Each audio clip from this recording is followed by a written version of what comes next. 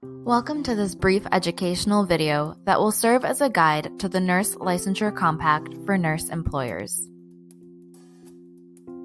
The objectives of this video are to provide an overview of the Nurse Licensure Compact, to explain privilege to practice, to very briefly explain primary state of residence, to share some valuable employer resources, and to answer some key questions. So what is the Nurse Licensure Compact? The NLC is an interstate agreement that allows nurses, RNs, and LPNs to practice in all compact states with a multi-state license issued from their primary state of residence. They can practice physically, via telehealth, or via other electronic means with their one multi-state license. Now, which states are part of the NLC? You can see from the map that there are 34 blue states. This means that 34 states have enacted the NLC. 32 of those states have implemented. You can also see that Indiana and New Jersey are light blue because they have yet to implement the NLC. Indiana's implementation date is still to be decided. New Jersey's implementation date is also to be decided. They will likely implement in the third or fourth quarter of 2020. Once the NLC is implemented in those newer states that were mentioned, nurses with legal residence in those states will then be able to apply for a multi-state license. Nurses from other NLC states who already have a multi-state license will then be able to practice in those newer states as well. Now that we explained all that, let's take a look at exactly who is eligible for a multi-state license. To be eligible, a nurse's primary state of legal residence must be a state that is part of the NLC. That nurse will also have to meet the 11 uniform licensure requirements for a multi-state license. These are included in the licensure application. So, who besides travel nurses benefits from the NLC? On the screen, you can see the extensive list of job positions that benefit. As stated before, any nurse that may deal with a patient in another state at the time of practice benefits. It also benefits military and VA nurses who move a lot. Although they can have a license anywhere in the country, when practicing in a civilian facility, they aren't covered under federal supremacy. Thus, they need a license in the state where the civilian facility is located. Finally, you, the employer, benefits as well. When a nurse has a multi-state license, the nurse can be available in a compact state immediately because they have authority to practice in that state. This is obviously to your advantage when it comes to staffing. As employers, you should also know a nurse can only hold one multi-state license that is issued by his or her home state. A multi-state license is a state-based license, and it is not a national license. This means that a nurse with a multi-state license who maintains PSOR in a compact state can work in any state within the compact without taking any additional steps. But when a nurse changes their state of legal residency, they will need to obtain a new license from their new primary state of legal residence.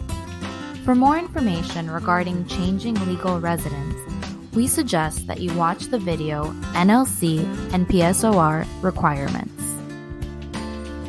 What if a nurse is practicing in a state that is not an NLC state, such as California or Nevada? They will need a single state license valid in that non-compact state. They can apply by completing the appropriate application on the Board of Nursing website. A nurse can only have one multi-state license, but as many single state licenses in non-compact states as he or she needs. As an employer, how can you ensure that nurses hired from NLC states are appropriately licensed? Let's take a look at some situations to help explain this. First, is the nurse relocating to your state on a permanent basis and changing their PSOR to your state? Yes? Then the nurse should immediately apply for license by endorsement in their new state of residence. There is no grace period. Many employers implement a policy where a nurse must provide proof of application for licensure within a certain number of days. However, if you hire a nurse from an NLC state, that nurse will be able to practice on his or her former multi-state license until the new multi-state license is issued. An exception to this is when a nurse accepts a job in Kansas City, Missouri, but intends on making Kansas City, Kansas her new PSOR and commuting to Missouri. In this case, the nurse should obtain her multi-state license from Kansas, her PSOR.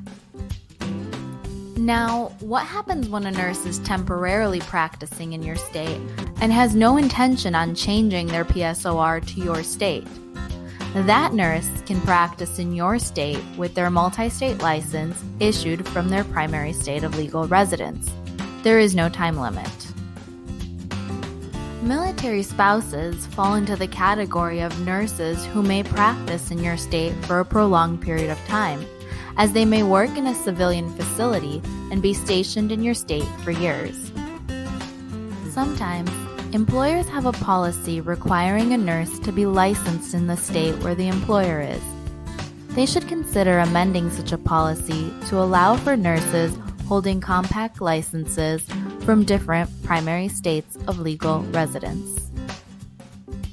As an employer, how can you confirm whether a nurse has the authority to practice in your state? You can do so via nurses.com. The Quick Confirm report allows you to search for the nurse by name, license number, or NCSBN ID. When you click View Report, you see an individualized authority to practice map that displays the states where the nurse can legally practice. Nurses.com is a national database. All boards of nursing upload their licensure database into Nurses daily. We've been using the term practice a lot, but what exactly does it mean? Practice is when a nurse utilizes knowledge, education, training, or decision-making skills. So with each job function a nurse has, practice is in play. Lawful practice requires a nurse be licensed in the state where the patient is located at the time nursing service is provided. This is where the multi-state license comes in handy. If the patient is located in a compact state and the nurse has a multi-state license, the nurse is covered to practice in the patient's state. However, if the nurse only has a single state license from a non-compact state, she will need to make sure she is licensed in the state where the patient is. Which Nurse Practice Act should a nurse follow when practicing with a patient in another state? Follow the Nurse Practice Act from the state of practice or the state where the patient is located. You can find the Nurse Practice Act for each state at this website. Another great resource is eNotify. It's free and provides reminders about license expiration dates and notifies of any discipline. By registering your nursing workforce here, you can receive a notice of disciplinary action taken on any license a nurse holds in the U.S. If there is a discipline on a license, a multi-state license may be converted to a single state, and practice would be limited only to the home state. This often happens when the level of discipline restricts or limits the nurse's practice. As we start wrapping up, let's take a quick look at some other common questions that nurse employers often have. Are APRN nurses included in the compact? No. APRNs must apply for license by endorsement in each state where they practice, unless exempted in a federal facility. What about continuing education requirements? In terms of the compact, the nurse's PSOR that issued the multi-state license is the state to which the nurse owes the CEs. If a nurse holds a license in non-compact states, each of those states might have their own requirements. What if the licensee only wants a single state license? In that case, a compact party state may issue a single state license upon request. But why would a nurse request a single state license? Let's take a look at some examples. In the first example, you have a nurse who has PSOR in Florida. That nurse has always maintained her single state license even upon implementation of the NLC. Because she only plans to practice in Florida, the nurse may elect to maintain their single state license. If a nurse does not qualify for a multi-state license, the home state may issue them a single state license, subject to the state licensure requirements. Another example is that a nurse may be a legal resident of a compact state, such as Arizona, but that nurse may have an encumbered single state license. Upon completion of the conditions, the nurse may still elect to maintain his or her single state license. Finally, a nurse who has primary legal residence in Arizona, for example, may not have met the grandfathering criteria. That nurse may also elect to maintain their single state license. Those were just a few examples we've encountered where a nurse may choose to maintain his or her single state license. However, a licensee who has PSOR in a compact state and wishes to practice in other compact states should obtain a multi-state license from their home state. Thank you for watching this video. We hope that you enjoyed the information. And if you have any questions, don't hesitate to contact us. We have a variety of other videos and resources available. You can find those on our toolkit page.